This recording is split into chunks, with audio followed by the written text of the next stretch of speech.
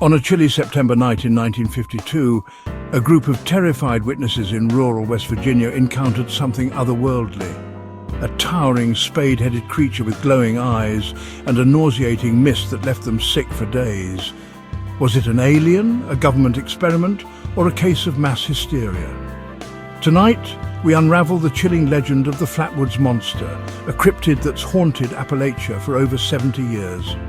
Stick around as we dive into eyewitness accounts, debunk theories, and explore its bizarre legacy in pop culture. It all began on September 12, 1952, in Flatwoods, West Virginia.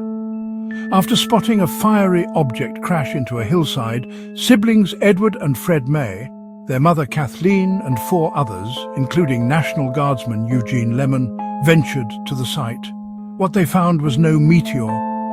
Using Lemon's flashlight, the group glimpsed a 10-foot-tall humanoid with a spade-shaped head, glowing orange eyes and claw-like hands. Its body was shrouded in a dark metallic dress, and it emitted a hissing sound as it glided toward them. A pungent, sulphurous mist filled the air, leaving several witnesses vomiting and with burning throats for days. The local sheriff found nothing that night, but the story exploded nationally.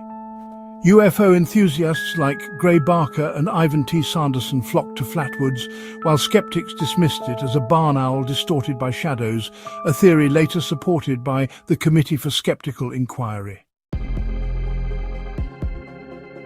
The Flatwoods incident wasn't isolated.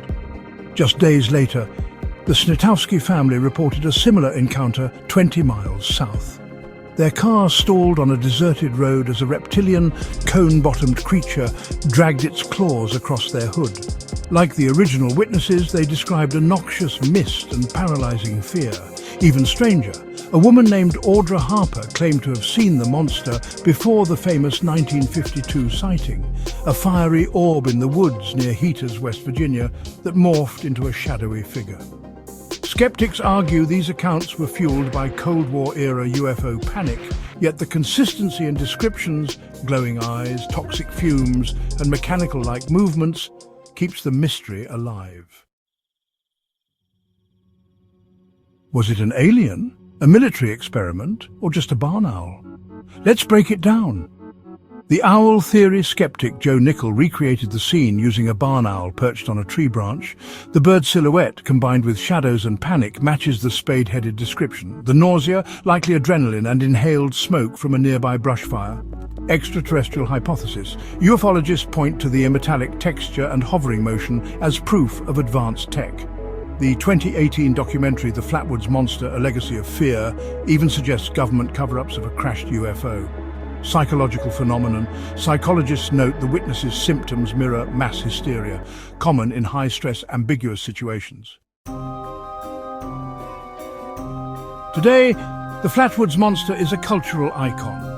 The town boasts a monster-themed museum, 5 giant monster chairs for photo ops, and an annual festival celebrating its eerie legacy. But its influence stretches further. Anime and manga. The creature appears in Dan Da Dan and Chupacabra Love as a gas-emitting alien. Video games, it's featured in Fallout 76 and Scribblenauts, where it's depicted as a neutral but eerie entity. Documentaries, the 2018 film A Legacy of Fear delves into military investigations and UFO conspiracies. So, is the Flatwoods monster a misunderstood owl, a visitor from the stars, or a symbol of our darkest fears? The answer may lie in the hills of West Virginia, where shadows still play tricks and legends outlive logic. If you've ever seen something unnatural in the night, tell us in the comments. And don't forget to like, subscribe and hit the bell for more cryptid deep dives. Until next time, keep your flashlight close.